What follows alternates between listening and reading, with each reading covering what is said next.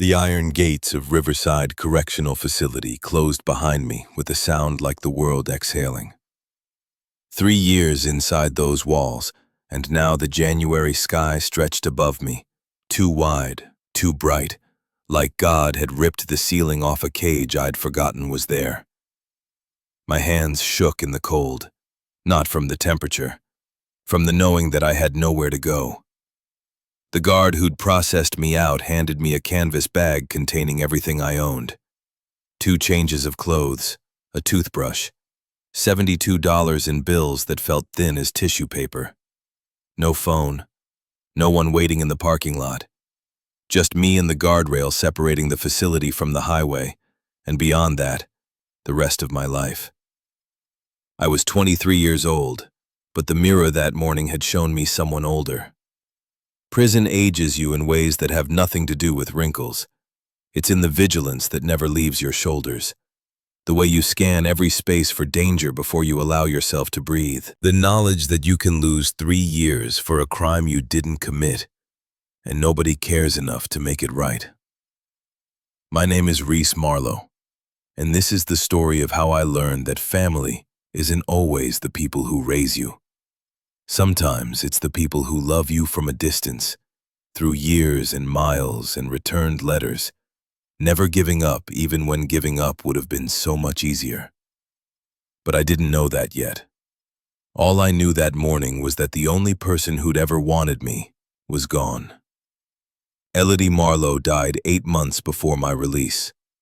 Heart failure, the chaplain told me, his voice gentle in that way people use when they know you can't do anything about the information. She'd been 76 years old. She'd taken me in when I was 15, after 12 different foster placements that never quite stuck. Elodie wasn't blood. She was just a woman with a spare bedroom and a heart too big for her body.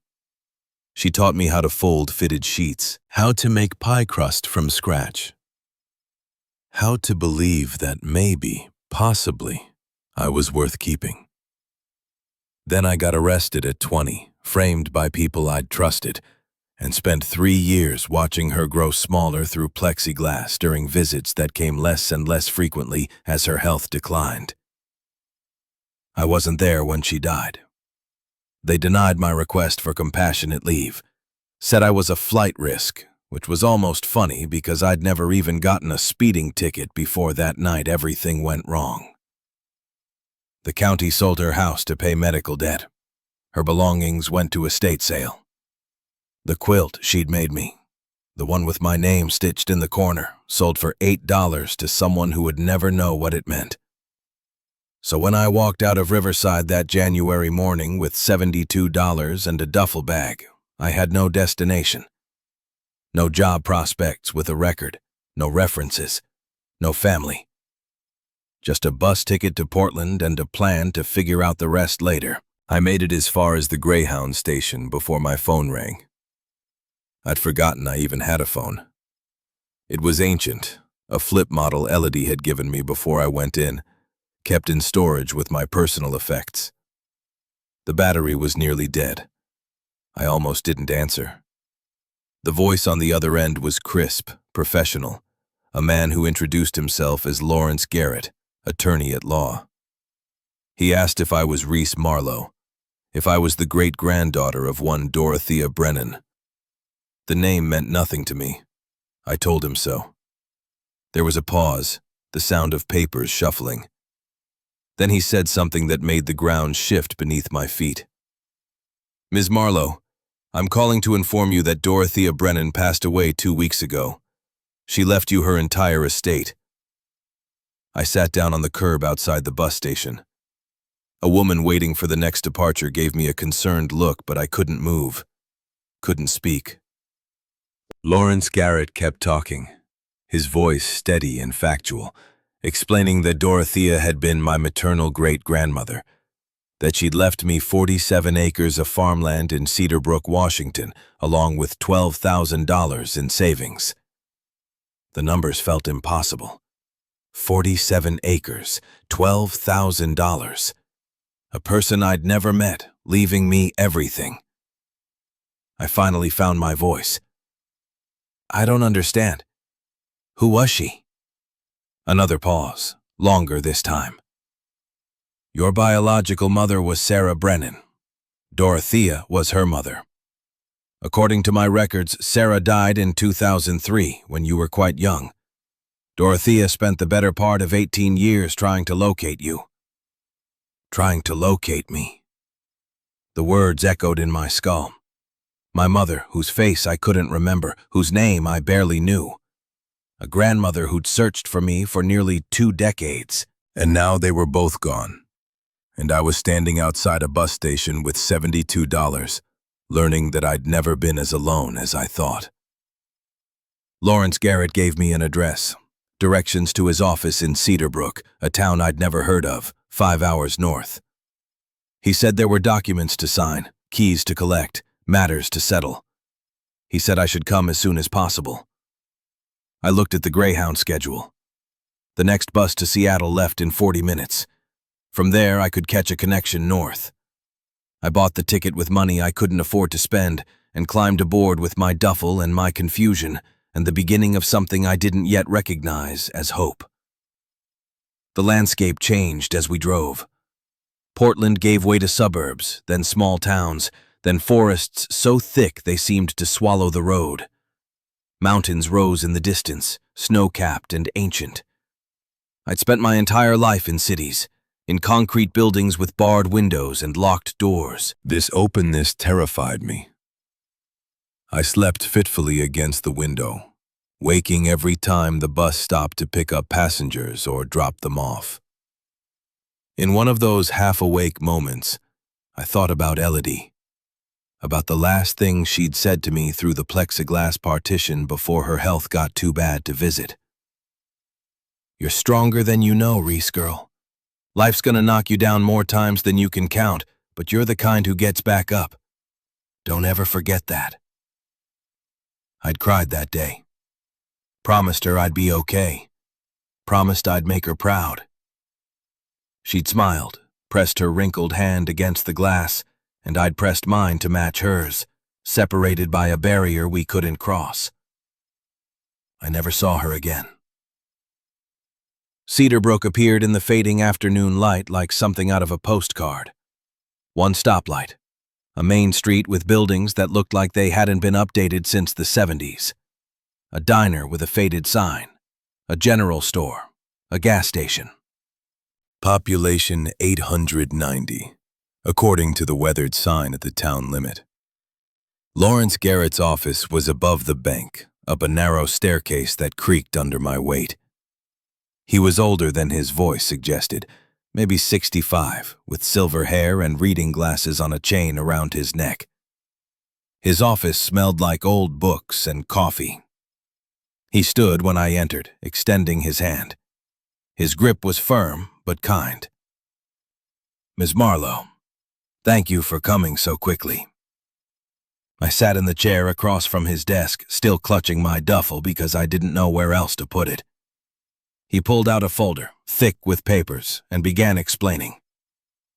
Dorothea Brennan had been born in 1952, married young, had a daughter, Sarah, in 1972. The marriage didn't last. Dorothea raised Sarah alone on the farm that had been in her family for 3 generations. When Sarah turned 18, she left, got pregnant, refused to tell her mother anything about the father or her plans. The family fractured. Sarah disappeared into a life Dorothea couldn't follow. Years passed with no contact. Then in 2006, Dorothea hired a private investigator. Found out Sarah had died 3 years earlier, in 2003. Found out Sarah had a daughter. Me. Lawrence Garrett looked at me over his glasses, his expression gentle. She spent the next 18 years trying to find you, Ms. Marlowe. Every lead went cold. You moved through the foster system. 8 different placements. By the time she'd tracked down one address, you'd already moved to the next. My throat felt tight. She knew about me? All that time? She knew. She never stopped looking. He slid a document across the desk. The deed to the farm. 47 acres on the outskirts of Cedarbrook, including the original farmhouse and barn. He explained that Dorothea had lived there until 2011, when she'd gotten sick and had to move into assisted living in town. The property had been mostly vacant for 13 years. He said it would need work. A lot of work. Then he handed me an envelope. Inside, a set of keys on a worn leather keychain. The farm is yours now, Ms. Marlowe. Dorothea wanted you to have it. She wanted you to know you came from somewhere. I took the keys. They felt heavy in my palm, like they carried weight beyond metal and leather. Lawrence Garrett gave me directions. 5 miles on Ridge Road, past the old sawmill, then a dirt road until it ended. He offered to drive me, but I said I'd walk. I needed to think. Needed to process this impossible day. The sun was getting low as I started walking, my duffel slung over one shoulder. The cold bit through my jacket, but I barely felt it. My mind was too full. A grandmother who'd searched for me. A farm that was mine. $12,000 I hadn't earned. A life I didn't know how to build. The road stretched ahead, empty except for the occasional pickup truck that passed in a cloud of dust. The mountains loomed closer here, massive and indifferent. I thought about all the places I'd lived, all the beds I'd slept in, never quite mine. All the people who'd said they'd take care of me, until they didn't. And now this. Land with my name on a deed. A legacy from a woman I'd never met, but who'd apparently loved me anyway. It didn't make sense. Nothing in my life had ever made that kind of sense. The dirt road appeared on my left, unmarked except for a leaning mailbox with faded numbers. I turned onto it, boots crunching on gravel, and followed it as it wound through overgrown fields and stands of pine trees. The light was golden now, that particular shade you get just before sunset, painting everything in amber and shadow. Then I saw it. The farmhouse sat in a small clearing, white paint long faded to gray, green metal roof spotted with rust. The porch sagged on one end. Windows were broken or missing entirely. Vines crawled up the walls like the land was trying to reclaim what humans had abandoned. Behind the house, a barn listed to one side at an angle that looked impossible, held up by stubbornness and luck. Beyond that, fields stretched toward the tree line, overgrown with blackberry bushes and small trees that had taken root where crops once grew. My heart dropped. This wasn't a farm. This was a disaster. This was years of work. This was impossible. I walked up to the porch, testing each step before putting my full weight down. The boards groaned, but held. The front door was locked. It took me 3 tries with the key before the mechanism gave way and the door swung inward with a shriek of hinges. Inside, the house smelled like dust and decay and time. Furniture sat beneath white sheets, shapes in the dimness. The floor was warped in places, water damage from the leaking roof. But the walls were straight. The bones were good. I moved through the rooms slowly. Living room. Kitchen with ancient appliances. 2 bedrooms upstairs, the stairs creaking ominously under me. A bathroom with fixtures that looked mid-century. In the larger bedroom, I found a dresser with a photograph on top. 3 people. A woman in her 50s with dark hair going silver. A younger woman, maybe 20, and a child of about 3. The older woman had her arm around the younger one. They weren't smiling exactly, but there was something in their posture. Connection, maybe. Love, definitely. I picked up the frame, wiping dust from the glass. The younger woman looked like me. Same dark hair, same narrow face, same guarded expression. My mother. And the older woman must have been Dorothea, my grandmother. I studied her face, memorizing it. She looked strong, like someone who could survive, like someone who wouldn't give up, like someone who'd spent 18 years writing letters to a granddaughter she'd never met. The thought came from nowhere, but once it arrived, I couldn't shake it. Letters. Dorothea had tried to find me. Had she written? Had there been letters I'd never received, bouncing around the foster system, always arriving after I'd moved on? I set the photograph down and explored the rest of the house as darkness fell. No electricity, no running water. The furniture was covered but intact. Dishes in the kitchen cabinets, quilts in a cedar chest. A life interrupted and never resumed. By the time I finished, it was full dark. I used my phone's dying flashlight to navigate back outside. The barn was closer, less damaged by time. The door hung open, and I stepped inside cautiously, half expecting bats or raccoons, or worse. But inside, the barn was surprisingly sound. The smell of old hay and machine oil hung in the air. Moonlight filtered through gaps in the walls, illuminating dust motes and the shapes of forgotten equipment. A workbench along one wall, tools hung on pegboard, and in the far corner, covered by a tarp, something large and mechanical. I pulled the tarp away, coughing as dust billowed up. Underneath was an old tractor, green paint faded almost to primer, tires flat and cracked. A John Deere, vintage, probably from the 60s based on the design. It was beautiful, in the way that broken things waiting to be fixed are beautiful. I ran my hand along the hood, feeling rust and cold metal.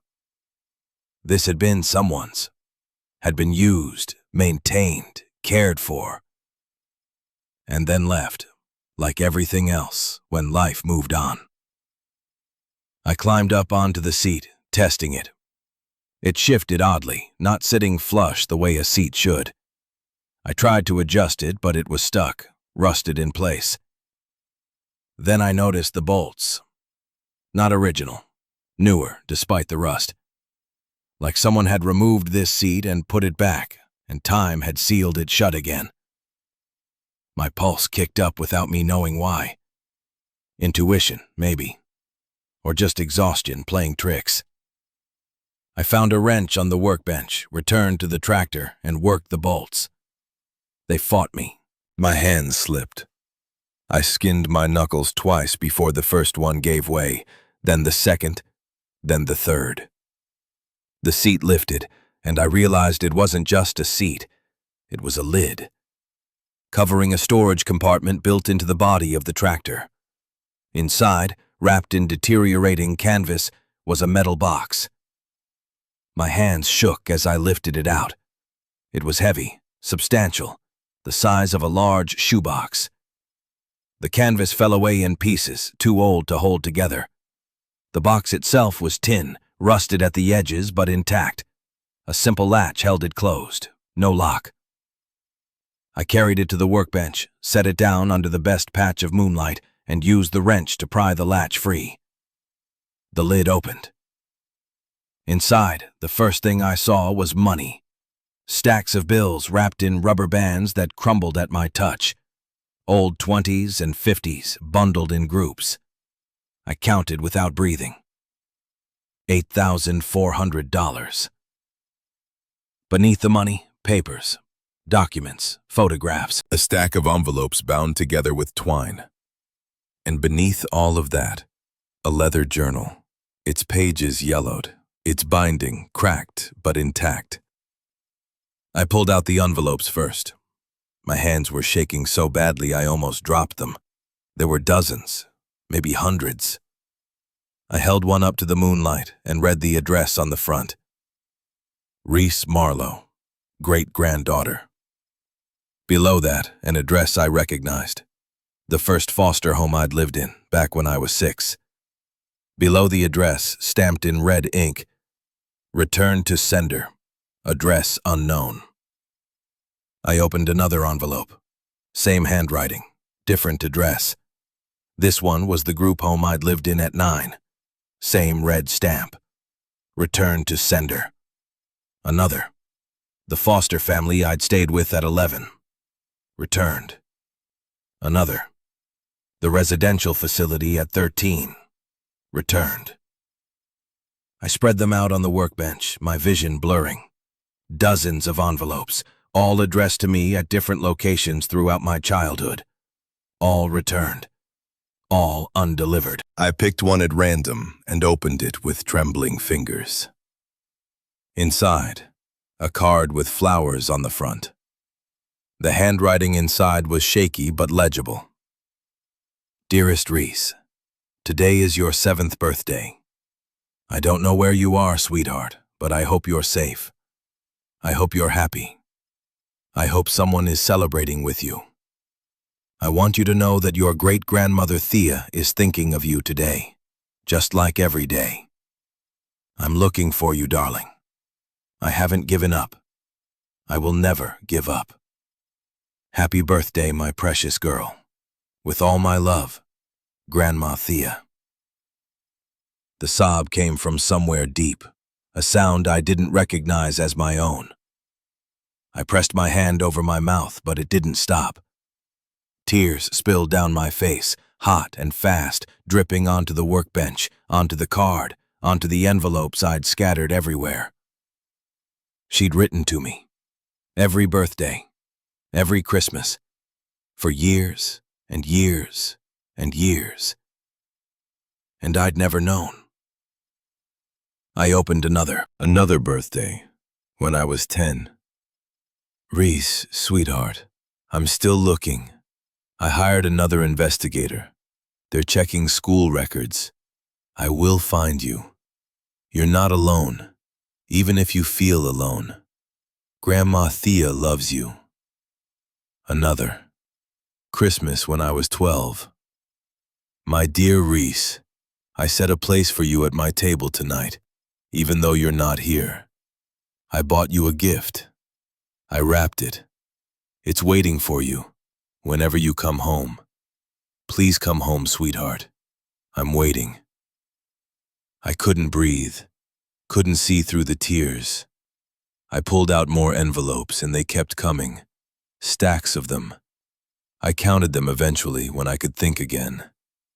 247 letters, 18 years of birthdays and Christmases and random days in between. Every single one returned. Undelivered. Unknown address. I opened the journal, the last thing in the box. The first entry was dated April 15th, 2006. The handwriting was steadier then, not yet affected by age or illness. My name is Dorothea Brennan, and if you're reading this, I'm probably gone. This journal is for my great-granddaughter, Reese Marlowe, whom I have never met, but love more than I can express. Sarah, my daughter, died 3 years ago. I only just found out. She had a baby. She had you, Reese, and I'm going to find you if it takes the rest of my life. I read the next entry, and the next. Dorothea wrote about hiring investigators, about dead ends and false leads, about calling foster agencies and getting blocked by privacy laws, about the frustration of knowing I existed but not being able to reach me. She wrote about guilt. I failed Sarah. I didn't see the signs that she was struggling. I didn't stop her from running. And now she's gone, and her daughter is out there somewhere, probably thinking no one wants her. I want her. I want Reese so much it physically hurts. She wrote about the farm. This land has been in my family for 3 generations. My grandfather cleared these fields. My father built the barn. I raised Sarah here. And someday, if I can find her, I'll bring Reese home. This will be hers, all of it. She'll know she comes from somewhere. She wrote about the letters. I write to Reese every birthday. Every Christmas. I send them to every address the investigator finds. They all come back. But I can't stop. What if one gets through? What if she knows someone's looking? I can't stop trying. The entries got shorter as the years passed, the handwriting shakier. There were gaps, months where she didn't write. But she always came back to it, always wrote about me, about hoping, about not giving up. The final entry was dated January 8th, 2024, less than 2 weeks ago. The handwriting was barely legible, words wandering across the page. Reese, if you're reading this, I'm gone. I'm sorry I couldn't find you in time. I'm sorry for all the years we lost. But I need you to know, I loved you every single day. You were never alone, even when you felt alone. You were never unwanted. I wanted you. I loved you. I spent 18 years proving it, even if you never knew. This farm is yours. The money is yours. But more than that, the knowledge that someone loved you, someone chose you, someone never stopped trying to reach you, that's yours too. Live a good life, Reese. You deserve it. With all my love, Grandma Thea. I closed the journal and sat in that barn as the moon climbed higher, surrounded by returned letters and money I hadn't earned, and the overwhelming knowledge that I'd been loved all along. That somewhere in the world, while I was moving through foster homes and group facilities, and finally to Elodie's house, a woman I'd never met was writing my name on envelopes and refusing to give up. I pressed the journal to my chest and cried until I had nothing left. When I could finally move again, I gathered the letters carefully, put them back in the box with the money and the journal. I carried everything to the house, found the least damaged bedroom, and curled up on the bare mattress with my jacket as a blanket. For the first time in 3 years, maybe in my whole life, I didn't feel completely alone. I woke to sunlight streaming through the broken window and the sound of a vehicle approaching. I sat up, disoriented, every muscle aching from sleeping on an old mattress with no bedding. The metal box sat beside me, real and solid, not a dream. The engine cut off outside, a car door slammed, footsteps on the porch. I stood, smoothed my hair, tried to look like someone who hadn't spent the night crying in an abandoned house. I made it to the front door just as someone knocked. Through the grimy window, I could see a man, late 40s, maybe 48, expensive suit, charcoal gray, tailored, the kind of suit that costs more than most people make in a month. He stood perfectly straight, shoulders back, expression neutral. I opened the door. Up close, he was handsome in a cold way. Sharp features, graying hair slicked back, blue eyes that assessed me in one quick sweep and seemed to find me wanting. Behind him, parked in the driveway, was a black Mercedes S-Class, gleaming and out of place against the backdrop of rural decay. His smile was professional, didn't reach his eyes. Reese Marlowe? My stomach tightened with the instinct that trouble had arrived. Who's asking? Marcus Caldwell. I represent Cascade Development Corporation. He extended his hand. I heard you inherited this property. I wanted to introduce myself. I didn't take his hand. After a pause, he lowered it without apparent offense. I'm sorry for your loss. Dorothea was a fixture in this community. The way he said her name, casual and dismissive, made my jaw clench. Did you know her? We had dealings, which is actually why I'm here. He glanced past me into the house, then back at my face. Miss Marlowe, I'll be direct. Cascade Development has been acquiring properties in this area for a large-scale project. Resort development, high-end retail, recreational facilities. The kind of investment that would bring real prosperity to a dying town like Cedarbrook. I said nothing. He took that as permission to continue. We've purchased 6 properties over the past 2 years. This one is right in the center of our planned footprint. We made your grandmother several offers, all quite generous, but she declined. Now that the property has passed to you, I'm hoping we can reach a more practical arrangement. How generous? His smile widened, sensing interest where there was none. $75,000. Well above market value for undeveloped land in this condition. $75,000. The number echoed in my head. That was more money than I'd ever imagined having. That was a fresh start in a different city. That was the possibility of a life that didn't involve sleeping in barns and eating ramen and wondering which bridge I'd be under next winter. But I thought about the letters. 18 years of not giving up. A woman who'd saved this land for me, who'd fought to keep it, who'd believed that someday I'd come home. I met Marcus Caldwell's eyes. No. His smile didn't falter, but something shifted in his expression. Calculation, maybe, or irritation. Ms. Marlowe, I don't think you understand the situation. I understand fine. You want my land. I'm not selling. This property has been vacant for 13 years. The house is falling apart.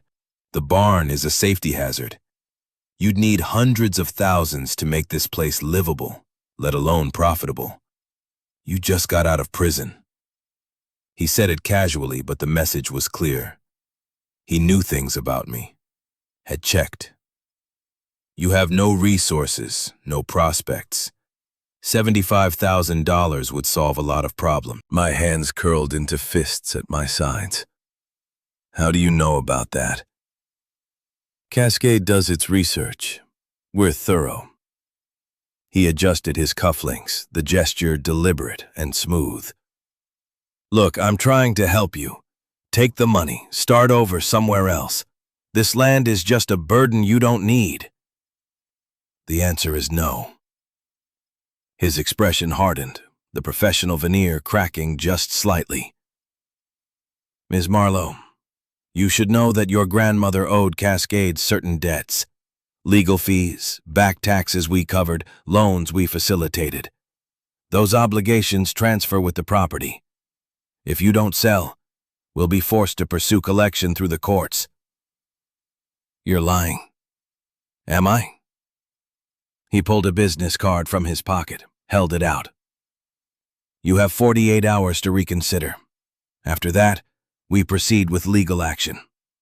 And I can promise you, the courts in this county are very receptive to Cascade's interests. I didn't take the card. He set it on the porch railing, turned, walked back to his Mercedes with measured steps. He paused with his hand on the door, looked back at me. You seem like a smart young woman. Don't make this harder than it needs to be. The Mercedes purred to life, turned around in the driveway, and disappeared back down the dirt road, trailing dust. I stood on the porch, shaking with adrenaline and anger, watching until the dust settled. Then I picked up his business card and read it. Marcus Caldwell, Senior Acquisitions Officer, Cascade Development Corporation. A Seattle address, a phone number. I looked out at the land. 47 acres of tangled fields and broken buildings and decades of neglect. A grandmother who'd refused to sell it, who'd kept it for me even when keeping it made no sense. 48 hours, he'd said. 48 hours to decide whether I was going to run again or stay and fight for something that was finally, impossibly, mine. I went back inside, to the bedroom where I'd left the metal box. I opened it, pulled out the journal, turned to that last entry. Live a good life, Reese. You deserve it. I closed the journal, set it down, and made my decision. I wasn't going anywhere. The diner sat on Main Street between the general store and a pharmacy that looked like it hadn't updated its sign since 1982. Through the window I could see a dozen customers scattered at booths and counter stools, most of them older, nursing coffee and reading newspapers. Normal people doing normal things in a town where everyone probably knew everyone else's business. I pushed through the door. A bell chimed above my head. Conversations paused for half a heartbeat as faces turned toward me, the stranger, before resuming their morning routines. The woman behind the counter looked up from wiping down the formica. She was maybe 68. Silver hair pulled into a practical bun, sharp eyes that took in my wrinkled clothes and the exhaustion I probably wore like a second skin. Her name tag read Margot. Coffee? Her voice was warm, the kind that had probably soothed 1,000 worried customers over the years. Please, and whatever's cheapest on the menu. She poured coffee into a thick ceramic mug, set it in front of me. Pancakes are $2.50. You look like you could use a full stack. I had maybe $60 left after the bus tickets. Food would eat into that fast. But my stomach was growling loud enough that the man 2 stools down glanced over. Pancakes sound good. Thank you. Margot called the order through to the kitchen, then leaned against the counter. You're the Brennan girl, Dorothea's great-granddaughter. Not a question. News traveled fast in small towns. Reese Marlowe. I got here yesterday. I heard. Lawrence Garrett mentioned you'd claimed the property. Her expression softened. I'm sorry about Thea. She was a good woman. Best person I knew, actually. The ache in my chest intensified. You knew her? 40 years. She used to come in here every Sunday morning after church, sat right where you're sitting, drank her coffee black with 1 sugar. Margot refilled my cup even though it was still half full. Last 5 years, she'd sit there and talk about you, about how one day you'd come home. My throat tightened. She talked about me? Every week. Showed me the letters she was sending, all those envelopes that kept coming back. Margot's eyes glistened. She never gave up hope. Never once said maybe it wasn't meant to be. She'd just say, this week. Maybe this week the letter will reach her. I stared into my coffee, vision blurring. A woman I'd never met, talking about me in a diner every Sunday, refusing to stop believing I existed. The pancakes arrived. Margot set them down with a side of bacon I hadn't ordered. On the house. You look like you haven't eaten in a while. I can pay. I know you can. But Thea was family to me. That makes you family too. She patted my hand once, then moved to serve other customers, leaving me alone with food I suddenly couldn't swallow past the lump in my throat. I ate slowly, listening to the conversations around me.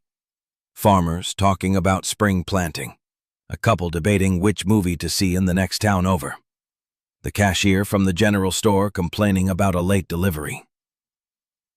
Normal life, the kind I'd never had. Excuse me, a man's voice, deep and weathered. You're Reese Marlowe? I turned. He was older, maybe 72, with white hair thinning on top and a face tanned by decades of sun. He wore work clothes, flannel and denim, boots that had seen better days. But his eyes were kind. Yes. Silas Thorne. I farmed the land east of your property. Was friends with Dorothea for 45 years. He gestured to the empty stool beside me. Mind if I sit? I nodded. He lowered himself carefully, like someone whose joints didn't quite work the way they used to. I'm sorry for your loss. Thea was one of the best people I've known. Everyone keeps saying that. Because it's true. He ordered coffee from Margot, waited until she poured it. I came by your place yesterday evening, saw your light in the barn. Wanted to make sure you were settling in okay, but I didn't want to intrude. I appreciate that. We sat in comfortable silence for a moment. Then he said, Thea asked me to watch over the property 5 years ago when she moved into assisted living. Made me promise that if you ever showed up, I'd help you however I could. My chest ached. She really believed I'd come? Never doubted it. Not for a second. He sipped his coffee. She said you'd need help, that the place had been empty too long, that Cascade would probably come sniffing around. His eyes sharpened. Have they? I told him about Caldwell's visit, about the threats, about the 48 hours. Silas's expression darkened. That's their pattern. Make an offer, get rejected, then manufacture pressure until people break. They've done it to 6 families in the past 2 years. Can they really take the property? If those debts exist, maybe. But I'd bet my farm those documents are forged. Cascade's good at paperwork, good at making things look legitimate. He set down his cup. Thea never borrowed money. She was careful, frugal. When she sold her cattle in 2010, she banked everything, lived on Social Security and savings. There's no debt. Relief and anger warred in my chest. So Caldwell's lying? Almost certainly. But proving it will take time and lawyers. Meanwhile, they'll keep escalating. He studied me. Question is, are you planning to stay and fight, or take the money and run? I thought about the letters, about Grandma Thea writing my name 247 times, about her believing I'd come home even when I didn't know home existed. I'm staying. Silas smiled and suddenly looked 10 years younger. Good. Then let me help. My son Callum's a carpenter, good with repairs. Between the 2 of us, we can get your house livable before winter. I can't pay you. Didn't ask you to. Thea was family. Your family now too. That's how it works here. Margot appeared with the coffee pot. Silas finally making himself useful? Offering to help fix up the Brennan place. About time. I'll organize meals. Can't have the girl starving while she's working. Margot refilled both our cups. Reese, you should know something. Cascade owns half the town council, the sheriff, and probably a judge or 2. They've been buying influence for years. If you're going to fight them, you need to be smart about it. Do you know why they want the land so badly? Silas and Margot exchanged a glance. Something unspoken passed between them. There are rumors, Silas said carefully. People getting sick near Cascade's developments. Livestock dying. Water tasting wrong. But no one can prove anything. What kind of sick? Cancer. Respiratory problems. Things that come on slow. His voice dropped. 7 people died in the past 3 years. All lived near properties Cascade developed, including my neighbor's wife. She was 43, healthy, dead in 6 months. The food in my stomach turned to lead.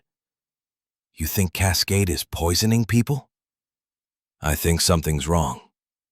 I think Thea thought so too. Silas leaned closer. She spent the last 5 years digging into Cascade, asking questions, taking samples. She was careful about it, secretive. But she told me once that if anything happened to her, there was evidence hidden on the property. Said you'd need it someday. Evidence. My pulse quickened. Where? She didn't say, only that it was somewhere safe, somewhere Cascade wouldn't think to look. He finished his coffee, stood. I should get back to my own work. But Reese, if you're serious about staying, come by my place this afternoon. I'll show you what equipment you'll need. Introduce you to Callum.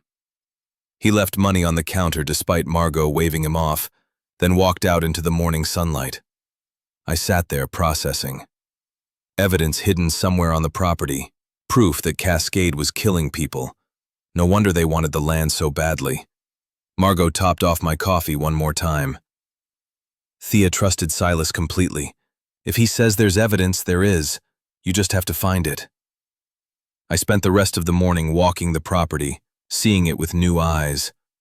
Not just an abandoned farm, a hiding place. Somewhere Grandma Thea had concealed proof of corporate murder. The house seemed the obvious location. I searched every room methodically, checked floorboards for loose sections, looked behind furniture, opened every cabinet and drawer. Found nothing but dust and forgotten household items. The barn was next. I examined every wall panel, every tool, every piece of equipment, climbed into the loft and crawled through old hay. Came up empty. By noon, I was frustrated and filthy. I sat on the porch steps, drinking water from the ancient well pump that still worked, trying to think. Where would someone hide evidence? Somewhere safe, somewhere unexpected, somewhere Cascade wouldn't think to look. The house had a basement. I'd noticed the door yesterday but hadn't gone down. The stairs had looked questionable, and I'd been too overwhelmed to explore further. Now I went back inside, found the basement door off the kitchen, and pulled it open. The stairs descended into darkness. No electricity meant no lights. I used my phone's flashlight, the battery at 15%, and started down. The stairs creaked but held. The basement was smaller than I expected, maybe 12 by 12, with a dirt floor and stone walls that looked original to the house. Boxes lined the perimeter. Old canning jars, broken furniture, the detritus of a life interrupted. I was about to give up when I noticed something odd. The back wall was stone, like the others, but one section, about 4 feet wide, looked slightly different. The mortar was cleaner, newer. I moved closer, running my hands over the stones. And there, almost invisible unless you knew to look, a gap. Not between stones, behind them. I pulled out my phone again, shone the light directly at the section.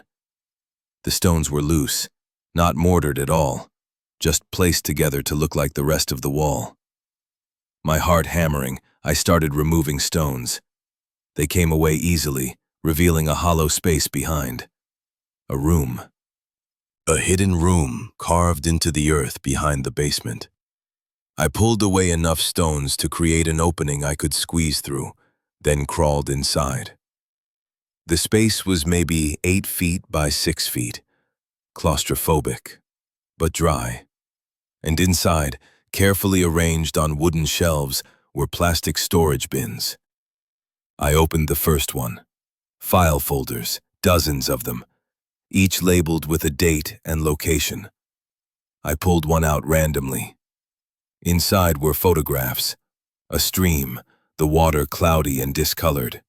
Test results stapled behind them.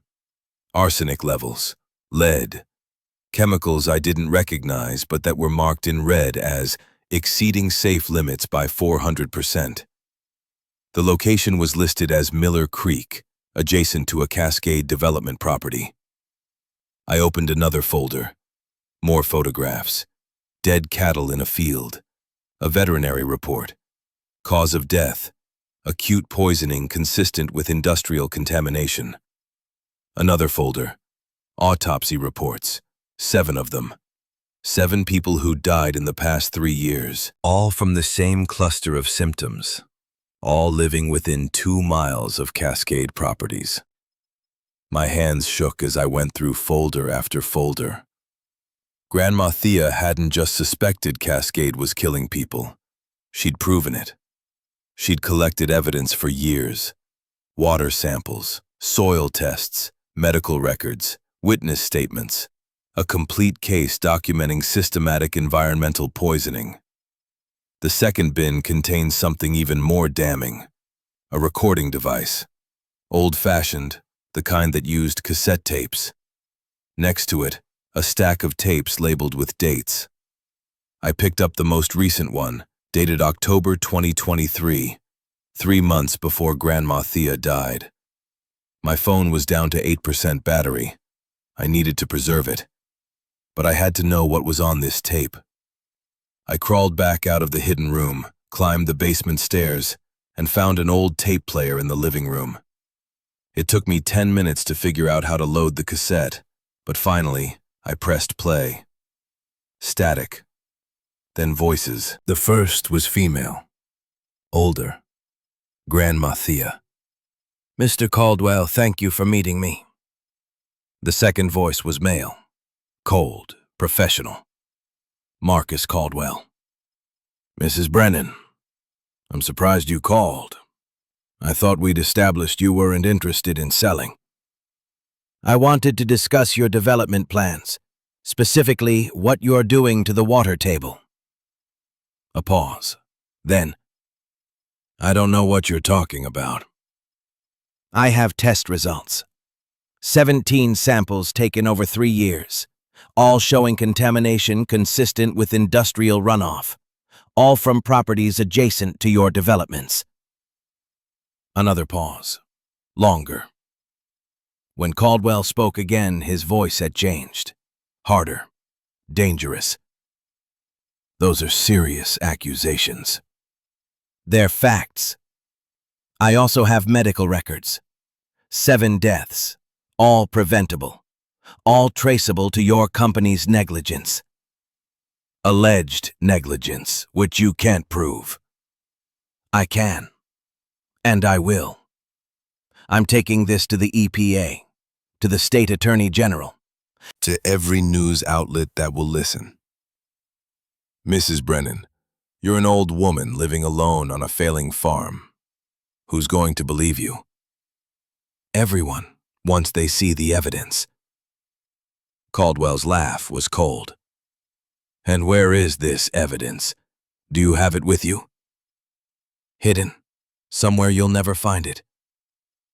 "We'll see about that." His voice dropped lower, menacing. "You should be careful, Mrs. Brennan. This area can be dangerous. People have accidents, especially stubborn old women who don't know when to mind their own business." "Are you threatening me?" "I'm giving you advice. Sell the property, take our offer, and forget whatever conspiracy theories you've dreamed up." "Never." "Then you're making a mistake, and mistakes have consequences." The recording ended. I sat there in the dusty living room, my whole body cold despite the afternoon heat. Caldwell had threatened her. 3 months before she died of heart failure. Heart failure that maybe wasn't as natural as everyone thought. I went back to the hidden room, pulled out the rest of the bins. More evidence. Financial records showing Cascade bribing local officials. Emails discussing problem residents who needed managing. A spreadsheet tracking payments to the county sheriff, 2 judges, and 3 members of the State Environmental Commission. This wasn't just environmental crime. This was corruption at every level. And if Cascade knew I had this evidence, they'd do whatever it took to destroy it. I heard an engine outside. My whole body tensed, ready to run. But then a familiar voice called out. "Reese, you here? It's Silas." I climbed out of the basement, found Silas on the porch with a younger man. Mid-20s, maybe 28, with dark hair and the same steady eyes as his father. He carried a toolbox. "This is my son, Callum," Silas gestured. "Figured we'd start assessing what repairs you need most." Callum nodded at me. Didn't smile, but didn't look unfriendly either. Just reserved. "Dad says you're planning to stay." "I am." "Good." He set down the toolbox. "This place needs work, but the bones are solid. We can make it livable." I should have let them start. Should have been grateful for the help. But the recording was playing in my head. Caldwell's threats. 7 dead people. My grandmother, who maybe didn't die naturally at all. I found something. In the basement. Evidence against Cascade. Silas's expression sharpened. Show me. We went down together, through the hidden wall, into the small room that held years of investigation. Silas went through the folders methodically, his face growing darker with each page. Callum stood silent, reading over his father's shoulder. When they finished, Silas looked at me. This is enough to destroy them, to send Caldwell to prison, to shut down their entire operation. But I don't know who to trust. Caldwell said the courts here are in their pocket. They are. Local law can't help you. Silas pulled out his phone. But I know someone who can. He made a call, spoke quietly for several minutes, hung up and turned back to me. Sheriff Dawkins. He's not local. Transferred here 3 years ago from the state patrol. His deputy's wife was one of the 7 who died. He's been trying to build a case against Cascade ever since, but he couldn't get evidence. This is what he needs. Can we trust him? Yes, but we have to move carefully. Cascade has people everywhere. Silas looked at Callum. Go back to the house. Get the cameras we use for the south field. Set them up here, watching the property. If anyone comes, we'll know. Callum left without argument. Silas turned back to the evidence. Keep this hidden. Don't tell anyone else you have it. Sheriff Dawkins will come by tonight, after dark. We'll figure out next steps then. We spent the rest of the afternoon securing the property. Callum returned with equipment, mounted cameras on trees with sight lines to the driveway and house. They were motion activated, feeding to his phone. Primitive security, but better than nothing. Margot arrived at 6 with enough food to feed 5 people. Figured you'd be working hard. Can't work on an empty stomach. We ate together on the porch, the 4 of us, watching the sun set over the overgrown fields. It felt surreal. 3 days ago, I'd been in prison. Now I was sitting with people who called themselves family, preparing to fight a corporation that killed people to protect profits. After dinner, Silas and Callum left, promising to return the next day to start repairs. Margot cleaned up, packed away leftovers, hugged me before she drove off. You're doing good, honey. Thea would be proud. I was alone again as darkness fell. But not alone, exactly. I had allies now, people who believed in what I was trying to do. And I had evidence that could bring down Cascade development. I sat in the living room with the boxes of files, reading by flashlight, learning the full scope of what Grandma Thea had uncovered. Cascade hadn't just contaminated one site. They'd done it repeatedly, systematically, at every development. They'd pay off inspectors, bribe officials, threaten anyone who complained. They'd built an empire on poisoned land and dead bodies. My mother, Sarah, had been one of their first victims. The files included her autopsy report. 2003, acute poisoning. The coroner had ruled it accidental overdose, but Grandma Thea's notes told a different story. Sarah had been working as a waitress at a truck stop near an early Cascade development. She'd started asking questions about sick customers, about strange smells in the water. A week later, she was dead. Cascade had killed my mother, and when Grandma Thea got too close to proving it, they'd probably killed her too. Headlights swept across the window. I tensed, hand moving toward the baseball bat I'd found in the closet. But the vehicle moved slowly, cautiously. And when it stopped, the man who got out wore a county sheriff's uniform. He was maybe 55, thick in the middle, with tired eyes and gray stubble. He approached the porch with his hands visible, non-threatening. "Reese Marlowe, I'm Sheriff Wade Dawkins. Silas called me." I stood in the doorway, still holding the bat. "How do I know I can trust you?" "You don't. But I'm the one who's been trying to investigate Cascade for 3 years. My deputy's wife, Angela. She died from their poison. Took her 6 months. Watched her waste away, knowing something was wrong but not being able to prove it." His voice roughened. Silas says you have evidence. If that's true, I'm your best chance at making sure it gets to people who can act on it. I studied his face, saw grief there, and rage. The kind of rage that comes from watching someone you love die while the people responsible walk free. I opened the door wider. Come in. We spent 2 hours going through the evidence. Dawkins photographed everything with a professional camera, taking shots of each document, each test result, each piece of proof. When he got to the recordings, he listened with headphones, his expression growing darker. Finally, he looked up. This is everything. Everything I needed but couldn't get. With this, we can go to the FBI, get federal prosecutors involved.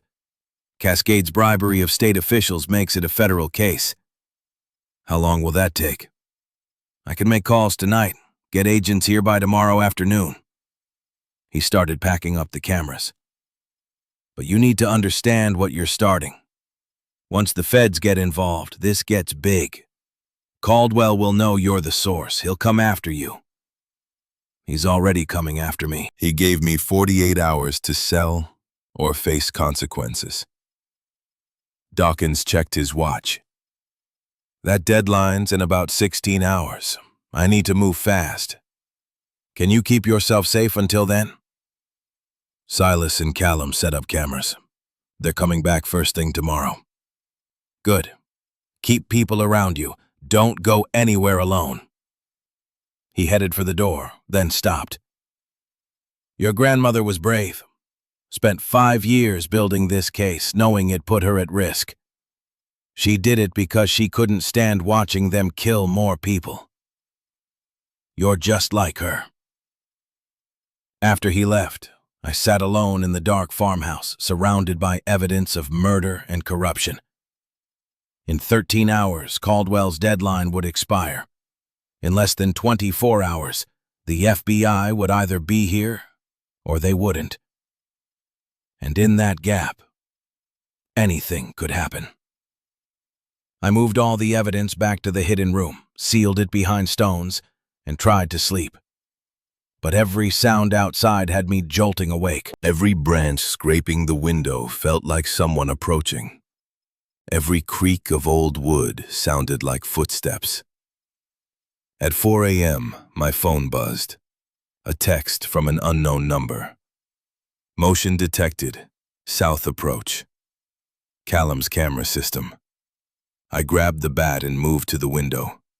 Couldn't see anything in the darkness, but Callum had seen something. Another text. 2 vehicles, no lights. Stay inside.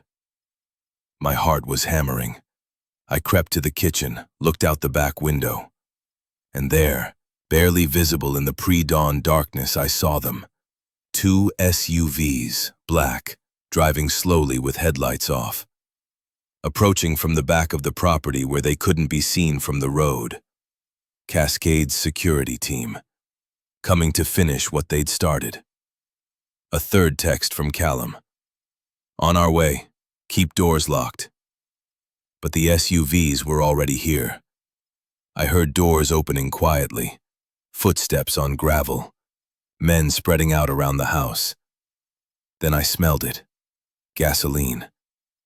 They weren't here to threaten me. They were here to burn down the house, to destroy the evidence they suspected I'd found.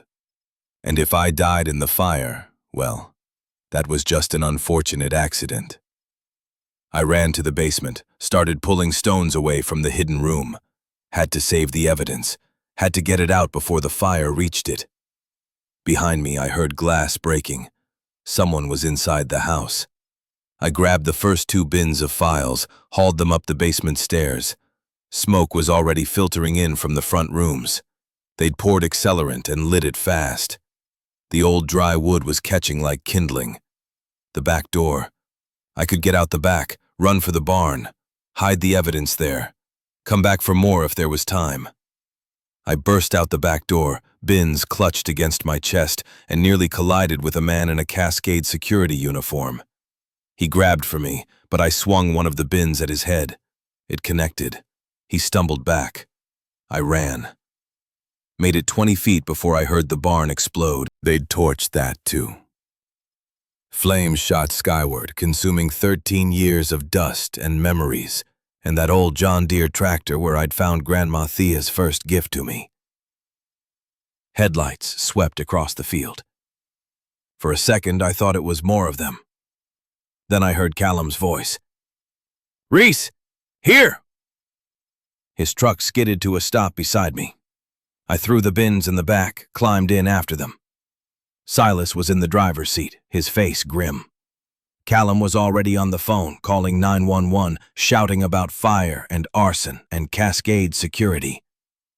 Behind us, the farmhouse collapsed inward, flames reaching for the sky.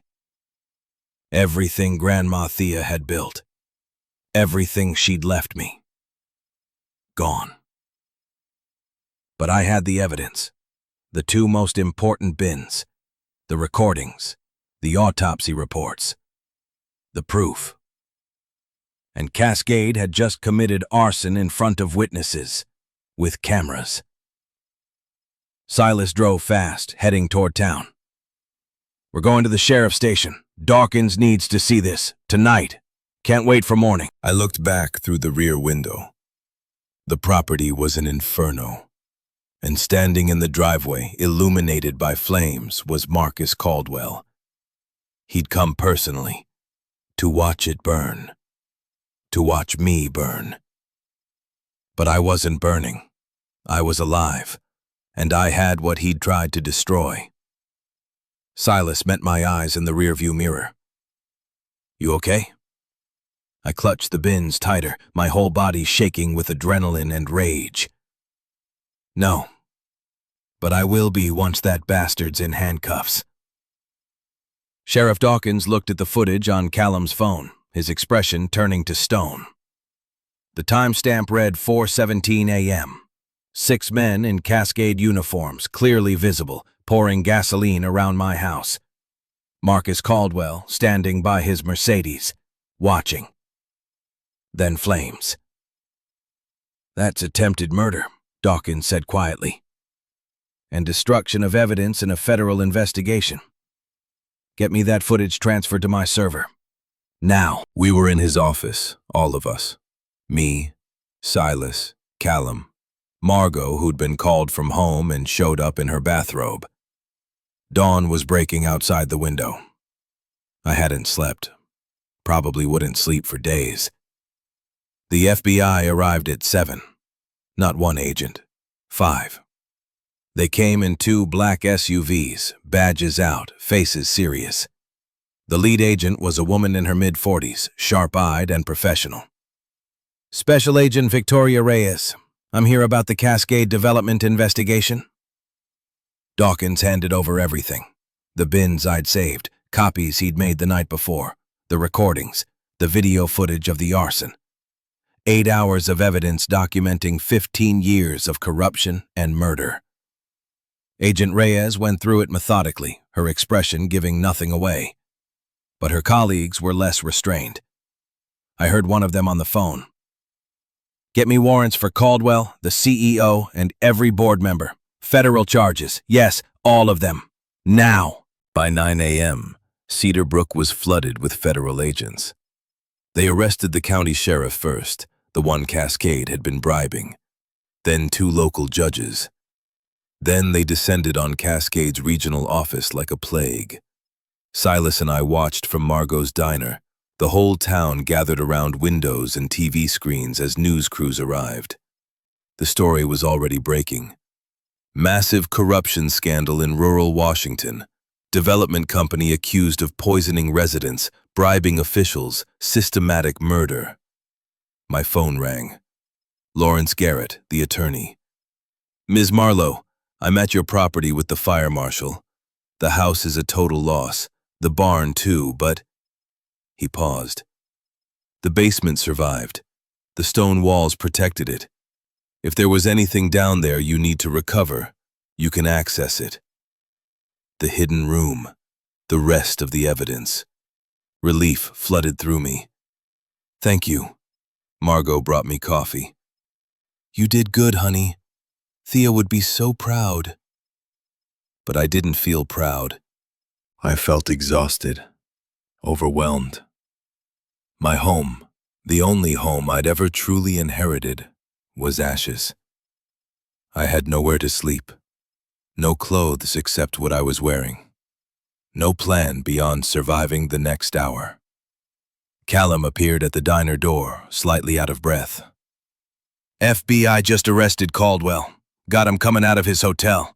He tried to run. The diner erupted in cheers. People I didn't know hugged each other. Someone bought a round of coffee for the whole restaurant. It felt like a celebration. But all I could think about was that farmhouse burning. Agent Reyes found me an hour later, still sitting in Margot's diner nursing cold coffee. Miss Marlowe, I need your official statement. Everything from the moment you inherited the property until now. We spent 3 hours in a back room, me recounting every detail. She recorded it all, took notes, asked clarifying questions. When we finished, she looked at me with something approaching respect. What you did was extraordinarily dangerous. And extraordinarily brave. I didn't feel brave. I felt angry. Anger can be useful. It kept you fighting when most people would have run. She closed her notebook. We're charging Caldwell with racketeering, bribery, criminal negligence resulting in death, and attempted murder. He's looking at 40 years minimum. His whole organization is being dismantled as we speak. What about the 7 people who died? Their families? We'll be reaching out to them, offering support. There will probably be civil suits, federal compensation programs. It won't bring their loved ones back, but it's something. She left, and I sat alone in the empty room, finally allowing myself to feel the weight of the past 72 hours. I'd inherited a farm on Monday, found love letters from a grandmother I'd never met on Tuesday, been threatened by a murderer on Wednesday, nearly been killed on Thursday morning. And it was only Thursday afternoon. Margot stuck her head in. Honey, you can't keep wearing those smoke-damaged clothes. Come with me. She drove me to her house, a small bungalow on the edge of town. Led me to a bedroom that clearly belonged to someone younger, someone who'd moved out years ago. My daughter's room. She's in Seattle now. Won't mind if you borrow some clothes. Margot pulled out jeans, sweaters, a coat. And you're staying here. I've got a spare room. No arguments. I started to protest, but she cut me off. You lost your home. You're staying here until we figure out next steps. That's final. That night, lying in a bed that wasn't mine but was comfortable and safe, I finally cried. Not angry tears, not scared tears. Just exhausted, grief-filled tears for everything I'd lost and found and lost again in one impossible week. The next morning, Silas and Callum picked me up. We're going to assess the property, see what can be salvaged. The drive out was quiet. When we rounded the last bend and the farm came into view, my heart sank. The house was rubble. The barn was a skeleton of blackened timber. The fields stretched out untouched, but the structures, everything that had made it a home, were gone. We walked through the ruins carefully. The fire marshal had already cleared it as safe to enter, but barely. Callum kicked through debris, finding twisted metal and charred wood. But the basement, as Lawrence had said, survived. The stone walls had protected it. The hidden room was intact. I climbed down, moved through the stones, and found the rest of the evidence exactly where I'd left it. 4 more bins of files, all the backup documentation. Safe. We'll move these to my barn, Silas said. Keep them secure until the FBI says they don't need them anymore. As we loaded the bins into his truck, I stood in what had been the farmhouse's footprint, looking at the devastation. 47 acres. A legacy. Burned to ash by people who thought they could destroy truth with fire. But truth doesn't burn. It just waits. Over the next week, the scale of Cascade's corruption unraveled. 23 people were arrested. The CEO, the entire board, a state senator, multiple judges, law enforcement officials. It made national news. The FBI called it one of the largest corporate corruption cases in decades. And through it all, people in Cedarbrook rallied around me. Margot organized meal trains. Silas drew up plans for rebuilding. Callum started clearing the burned debris, preparing the foundation for new construction. "You're rebuilding?" I'd asked, watching him work. "Unless you're planning to leave." I looked at the land. 47 acres that Grandma Thea had kept for me, that she'd died protecting, that she'd believed I'd come home to someday. "I'm not leaving," he smiled. It was the first real smile I'd seen from him. "Good, because this town needs someone who won't back down from bullies." Construction started in February. Not just Silas and Callum, half the town showed up to help. Framers, electricians, plumbers, people donating materials. Margot organized fundraisers. The local church donated lumber. By March, the foundation was poured. By April, walls were going up. I worked alongside them, learning as I went. How to measure and cut, how to hammer straight, how to read blueprints. Callum was patient, showing me techniques, never making me feel incompetent. "You're a fast learner," he said one afternoon, watching me nail siding. "I'm motivated." "I see that." He paused. "Reese, I need to tell you something." My heart did something complicated. "Okay." "When your grandmother asked my father to watch this place, she made him promise something else. To help you when you came home. To make sure you knew you weren't alone." His voice softened. "I made that promise too." And at first, that's what this was. Keeping a promise to an old woman who'd been kind to my family. And now? Now it's not about a promise. It's about you. He met my eyes. "You're stubborn and brave, and you don't give up even when you probably should. And I can't imagine being anywhere else but here, helping you build this." I set down my hammer, my hands suddenly shaking. "Callum, I'm not good at this, at people, at trusting. 3 years in prison taught me that people leave, that I'm better off alone." "You're not alone. Not anymore." He stepped closer. "I'm not asking for anything you're not ready to give. I'm just saying I'm here, and I'm staying." Before I could second-guess myself, I kissed him. Quick, awkward, tasting like sawdust and possibility. When I pulled back, he was smiling. "We should probably finish this wall." "Yeah, probably." We worked until sunset, not talking much, but something had shifted. Something that felt like the beginning of something real. By June, the house was livable. Not finished, but walls and roof and windows that closed. Running water, electricity. Callum had done most of the plumbing himself, working long hours after his paying jobs. The barn went up in July. A community raising. 40 people showed up at dawn, and by sunset, the frame was complete. It looked different from the original, modern, efficient, but it served the same purpose. Shelter. Storage. A place to keep the tools needed to work the land. I planted 15 acres that summer. Vegetables, mostly. Tomatoes, squash, beans. Things Silas said would sell at the farmer's market. I had no idea what I was doing, but neither had Grandma Thea when she'd started. You learn by doing. You learn by failing and trying again. The market stand opened in August. Callum built it, a simple structure at the end of the driveway with a chalkboard sign and an honor system cash box. The first Saturday, I thought maybe 10 people would show up.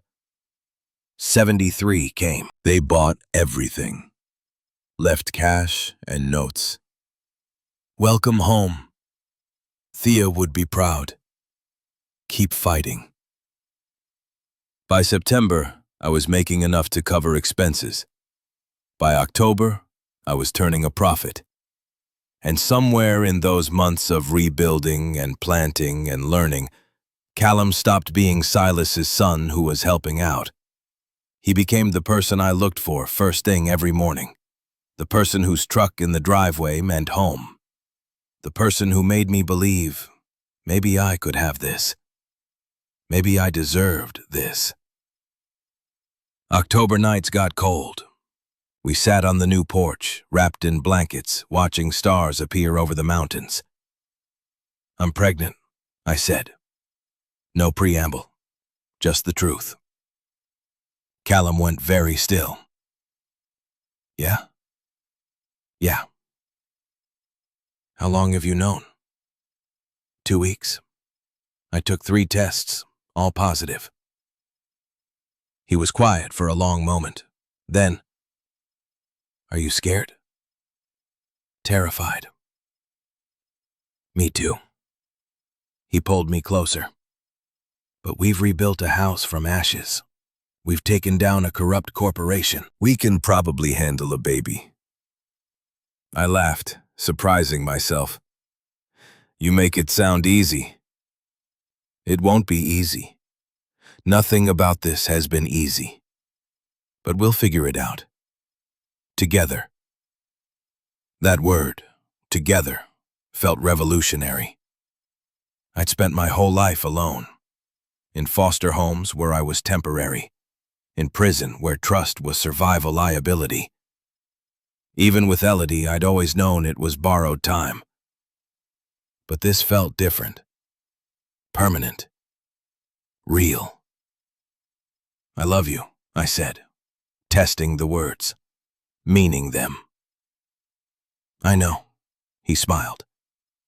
I've loved you since you faced down Caldwell on your porch with nothing but anger and determination. You're terrifying and amazing. And I'm the luckiest man in Washington. We got married in November. Nothing fancy. Margot's backyard, 20 guests. Agent Reyes came, surprisingly. Sheriff Dawkins gave me away since I had no father to do it. Silas officiated with an online ordination that probably wasn't legal, but felt right. I wore a simple dress from the thrift store in the next town over. Callum wore a suit his father had loaned him. We exchanged vows we'd written ourselves, promising to be honest and present and to never give up on each other. Through fire and flood and federal investigations, Callum said, making everyone laugh. Through stubbornness and sawdust and morning sickness, I added. When we kissed, the crowd cheered. That night, in the farmhouse we'd rebuilt together, I thought about Grandma Thea, about how she'd saved this land for me, how she'd fought Cascade for years, collecting evidence, refusing to sell, believing I'd come home someday. She'd been right. I had come home, and I'd found everything she'd promised. Family, purpose, a place to belong. January arrived, cold and clear. 1 year since I'd walked out of Riverside. 1 year since Lawrence Garrett's phone call. 1 year since I'd learned I'd never been as alone as I thought. I was 6 months pregnant now, moving slower, tired more often. But the farm was ready for winter. The house was warm. The barn was stocked. We'd hired 2 part-time workers for spring planting. Things were good. Things were better than I'd ever imagined they could be. On a Thursday morning, Callum drove us to the cemetery. I'd been meaning to visit for weeks, but kept finding excuses. Too busy, too tired, too afraid of what I'd feel standing at the grave of a woman I'd never met, but who'd given me everything. The cemetery was frozen, morning light cutting sharp across headstones. We found Grandma Thea's grave beneath a pine tree. Simple marker. Her name, her dates, and the line I'd chosen for the headstone. She never stopped looking. She never stopped loving. I knelt with difficulty, pregnant belly making the movement awkward. Laid flowers across the stone. Wild roses from the farm, dried and preserved. Not perfect, but grown from her soil, carried on in her legacy. "Hi, Grandma," I said, voice catching. "I'm Reese, your great-granddaughter, the one you looked for." Callum stood back, giving me space. "I'm sorry I didn't get your letters. Sorry we never met. Sorry you died not knowing if I'd ever find my way home." Tears froze on my cheeks. But I found them. Found all 247 letters. Read every word. And you need to know, you saved me. Not just with the farm. You saved me by proving that love doesn't need permission or proximity. It just needs to be real. And yours was real. The wind moved through the pines, cold but not unkind. I'm staying, building the farm back. We arrested Caldwell and everyone who helped him. Justice for Mom, for those 7 people, for you. And in 3 months, I'm having a baby, a girl. We're naming her Thea, so she'll know about the woman who loved someone she'd never met, who fought for family across 18 years and 15 addresses, who never gave up. I stood, Callum's hand steadying me. "Thank you, Grandma, for the farm, for the letters, for believing I'd come home. I did, and I'm never leaving." We walked back to the truck slowly. Behind us, the cemetery lay quiet in winter sun. Ahead, the farm waited. 47 acres of possibility. A house built from ashes, a life built from ruins. I'd started with $72 and no idea family existed. Now I had land, a husband, a baby on the way, a community that called me one of their own, and 247 letters proving that love, real love, always finds its way home. It just takes the long road sometimes, through prison and abandonment and years of not knowing you're wanted. But it arrives eventually, and when it does, it's worth the wait. 4 years later, on a morning when spring was just beginning to remember itself, I found my daughter in the barn with the metal box. Thea was 3.5, all dark curls and stubborn determination, the image of the great-great-grandmother she'd been named for. She dragged a stool to the shelf where I kept the box, climbed up with the fearlessness of someone too young to understand consequences, and was now sitting cross-legged on the barn floor surrounded by envelopes. "Mama, what's these?" My heart seized. I've been meaning to put the box somewhere higher, somewhere a curious toddler couldn't reach. But part of me had left it accessible on purpose. These letters weren't meant to be locked away. They were meant to be read, remembered, passed down. I sat beside her on the dusty floor, my second pregnancy making the movements slower, more careful. 7 months along with a boy this time. Callum was convinced we'd have a house full of stubborn farmers by the time we were done. I picked up one of the envelopes Thea had pulled out. The handwriting was shaky, but determined. The address was a group home in Portland, where I'd lived when I was 9. The red stamp across the front, "Return to sender." "These are letters, baby, from your great-great-grandma Thea, the one you're named after." "She wrote me letters?" "No, sweetheart. She wrote them to me. A long time ago, before you were born, before I even knew this farm existed." Thea looked at the pile of envelopes, her small face serious. "That's a lot of letters." 247. She wrote me one for every birthday and every Christmas for 18 years. "Did you write her back?" The question landed like a stone in still water. "No, baby. I never got the letters until after she died. They all got sent back because the people delivering them couldn't find me. Thea processed this with the gravity only small children can manage. That's sad. It is sad, but it's also beautiful. Because even though she never met me, even though all her letters came back, she never stopped trying. She never stopped loving me.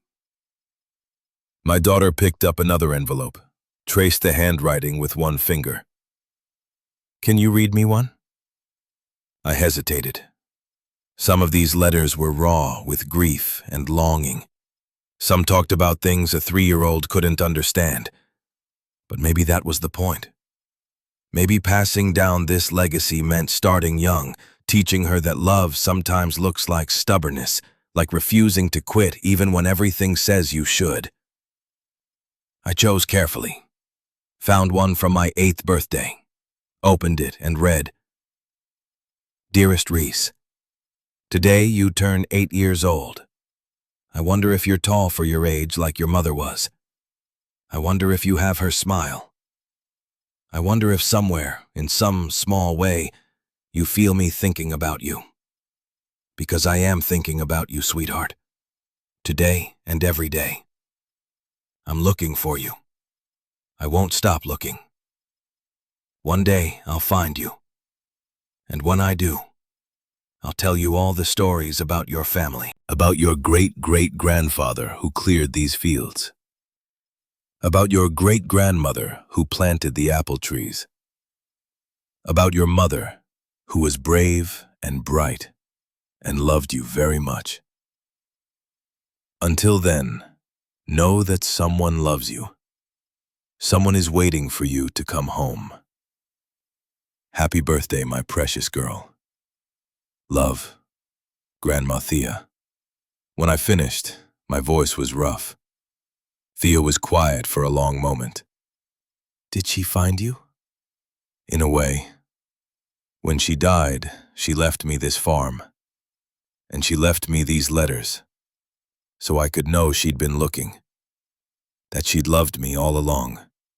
I'm glad she found you, Mama." I pulled my daughter close, breathing in the scent of her shampoo and barn dust. "Me too, baby. Me too." Footsteps on gravel announced Callum's arrival. He appeared in the barn doorway, took in the scene, us on the floor, surrounded by letters, and smiled. "Starting the history lessons early?" She found the box. He sat beside us, picked up an envelope. "These letters are important, Thea. They're about family. About not giving up on people you love, even when it's hard." "Even when the letters come back?" Thea asked. "Especially when the letters come back. That's when it matters most." Later, after Thea had been distracted by lunch and cartoons, Callum and I stood in the kitchen of the farmhouse we'd built from ashes. Through the window, I could see the fields. 25 acres in production now. A farm stand that did steady business. 2 employees who'd become friends. A barn cat named Dusty who followed Thea everywhere. A life. "You okay?" Callum asked, his hand finding the small of my back. "Just thinking about those letters. About how close I came to never finding them. If I'd taken Caldwell's money and left, if I hadn't explored the barn that first night, if I'd given up." I trailed off. "But you didn't. You stayed. You fought. You found what she left for you. And now Thea's asking questions. She's going to want to hear the whole story eventually. About prison.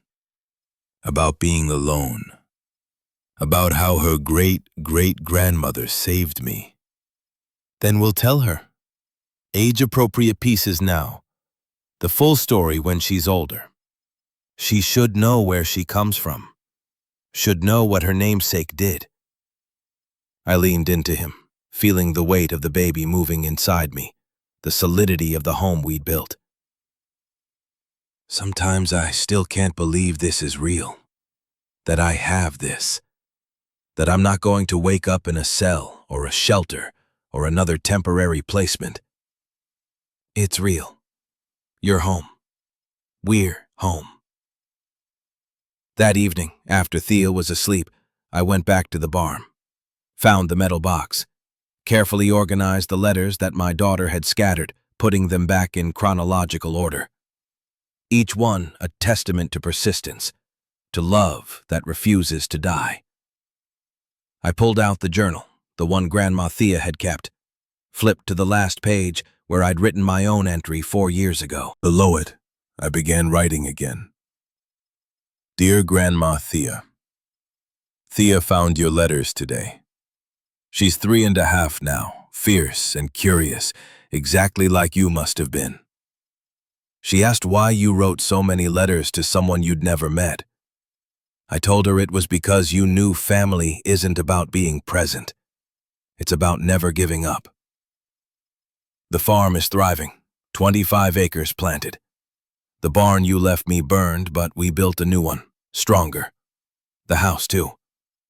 Everything you gave me, I've made grow. Callum and I are expecting our second child, a boy this time. We're thinking of naming him James, after your father, the one who built this barn the first time. I want you to know that your great-great-granddaughter will grow up knowing your story, knowing that somewhere in this world there was a woman who loved so fiercely that death couldn't stop her, distance couldn't stop her, and returned letters couldn't stop her. 247 times you wrote my name. 247 times you chose me. And now I choose this life, this land, this legacy, every single day. Thank you for not giving up. Thank you for believing I'd come home. Thank you for loving me across impossible distance. I'm teaching Thea to do the same, to love stubbornly, to persist, to believe that family is what you choose again and again, even when it's hard. Your great-great-granddaughter knows your name, your story, your love, and she'll teach her children the same. This is how love lives forever. With gratitude beyond measure. Reese. I closed the journal, placed it back in the metal box with the letters, and returned the box to its shelf. Not locked away, not hidden, just kept safe. Waiting for the day when Thea was old enough to read them all, to understand the full weight of what had been given to me, to us. Outside, the spring night was settling in, stars appearing, the mountains standing guard. 47 acres of land that had been saved for me by a woman I'd never met. Family isn't always about who raises you, I thought, walking back to the house where my husband and daughter waited. Sometimes it's about who loves you from a distance, who writes your name 247 times and means it every single time. And sometimes, if you're very lucky, that love finds you exactly when you need it most. Through the kitchen window, I could see Callum reading to Thea on the couch. My family, the one I'd found, the one I'd built, the one Grandma Thea had known I'd have, even when I couldn't imagine it myself. I opened the door and went home.